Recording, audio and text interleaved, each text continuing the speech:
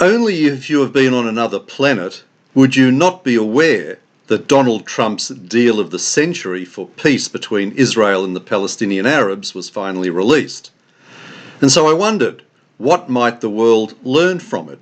Let's take a look. The main difference between this plan and everything else before it is that it implicitly acknowledges that the root cause for the absence of peace over all these decades has not been Israeli settlements, Israeli intransigence, Israeli apartheid, or Israeli anything else. Unlike all the previous proposals, which place the onus for success on Israel doing lots of things and the Palestinians doing nothing much, this time the formula demands that the Palestinians start taking positive steps towards building a genuine peace. This is different because since the time of the Oslo Accords, the Palestinians did nothing, yet the world kept asking Israel for more and more concessions. So hopefully the world is learning that it's time this Palestinian racket gets altered.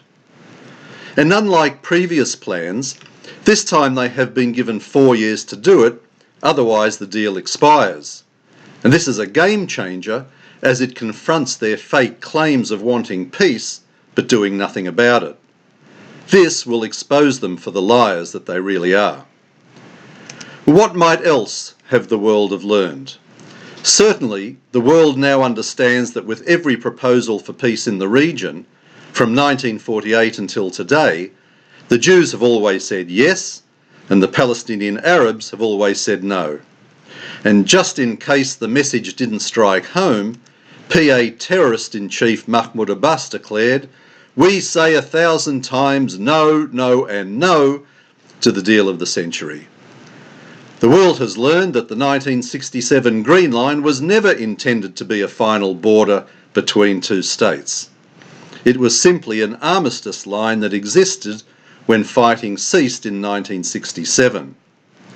There is nothing sacred about it, as the Palestinians have been claiming for 50 years.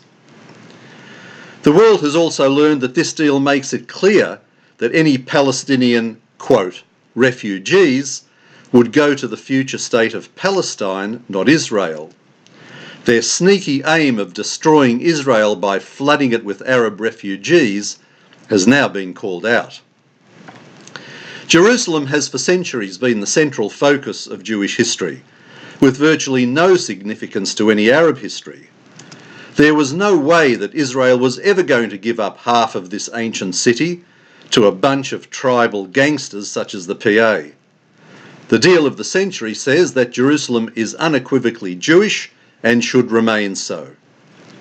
Unlike previous wishy-washy plans, President Trump firmly demands that the Palestinians walk away from violence and terrorism, recognise Israel as a Jewish state, disarm Hamas, and start building a functioning society. And Abbas said, "Not interested." Despite what the leftist mainstream media has to say, the suburbs, I won't call them settlements, that have sprung up in Judea and Samaria since 1967 are not illegal under international law and never have been.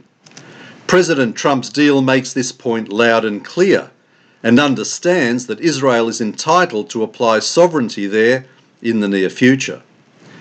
Similarly, the Jordan Valley is militarily strategic for Israel's security, and the world should pay careful attention and learn that this is a reality that will not change. Yes, there is a lot to the deal of the century for the world to learn.